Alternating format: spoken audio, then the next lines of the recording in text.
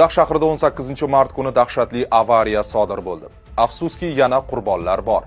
Shaharning Nurliobod mahallasidan o'tgan Qo'qon Jizzax avtomobil yo'lida yuk mashinasi qarama-qarshi yo'nalishdagi mikroavtobusga borib urilgan.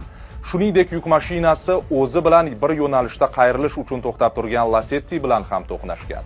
Zo'r TV'ning bu kun dasturida ma'lum qilinishicha, avariya oqibatida bir kishi voqea joyida halok bo'lgan.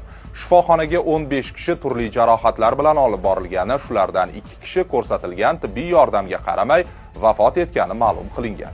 Jarohat olganlarning ahvoli stabil og'ir ekanligi ta'kidlangan. Jizzax viloyati yo'l harakati xavfsizligi boshqarmasi mazkur hodisa haqida o'ta qisqa va noto'liq ma'lumot bergan. Idora tomonidan 19-mart kuni e'lon qilingan videoda mas'ul rahbarlar avariya sodir etgan yuk mashinasi haydovchisi ishlaydigan korxona haydovchilari bilan tanqidiy muhokama tadbiri o'tkazgani aytilgan. Qizig'i, avariyada halok bo'lganlar soni va jarohat olganlarning holati haqida lom-mim deyilmagan.